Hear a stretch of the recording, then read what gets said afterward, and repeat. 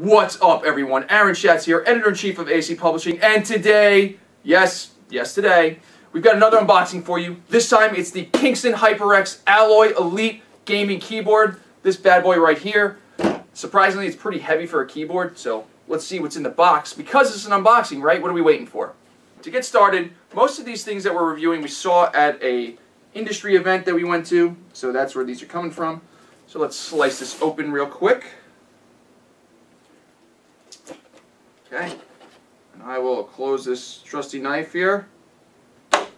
Slide this thing out. There we go. It's got some heft to it. Like, surprisingly, it's pretty hefty. So let's see. I think it's pretty much all steel. Okay, here we go. So you can see what you get in the box. Nice little keyboard right there. By little, I mean, nice. Okay. Out of here. Come on. Come on. Get out of there. Oh. Big cables. Here we go. Come on. Come on. Come on. Come on. Okay. Yeah, this keyboard's got some heft to it. The good thing about having a heavy keyboard is that generally you don't want it to move, so that's pretty good. Alright, here's the keyboard. You got two USB cables right here because there is an actual pass-through now, which is good. Let's put this aside, see what else is in the box. Take it out of the plastic in a second, see how the keys feel. I believe these are Cherry MX Red switches. Yep, which we reviewed on another keyboard. So red switches have a linear type of feedback, so there's no like bump in the actual tactile feedback, so you won't hear an audible click. It'll just be a nice linear feel. Takes a little getting used to, but once you get used to it, it acts just like a normal mechanical keyboard. So here are some extra keys, so you can have some textured keys and different stuff. They were placed in 1, 2, 3, 4, and I think the arrow key, the WASD, yeah. WASD. I don't know where the F came from. You can also get some literature. What is this literature? Says how to probably use the keyboard, which we'll go into the review. Let's see what else we got in here.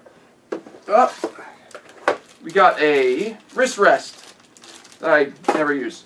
So let's put this box over here. Let's take a look at the keyboard real quick.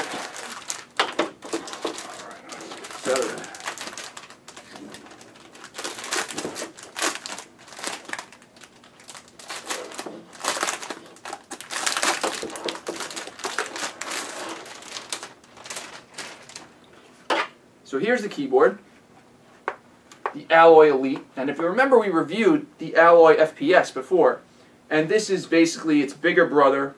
And the nice thing about this already is its media keys, the volume is pretty much right here and it's good to go. I like when that's there.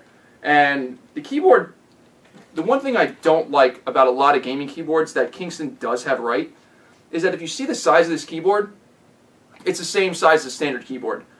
A lot of gaming keyboards think like people want all these extra keys and all this crazy stuff built in. Like, no. Generally we want a gaming keyboard that performs well. If it's got some macro keys, build them into the actual keyboard layout somehow, either on the top or whatever. Stop putting all these crazy things into the keyboard and making them oversized. So Kingston got that part right. But this isn't a full review, so we will cross those things off when we actually get into the full review. So stay tuned in a few weeks. I like input device reviews. So make sure to hit that subscribe button below here. You'll be informed as we post our reviews, including the HyperX Alloy Elite. Thanks for watching, everybody. We'll see you in the next one.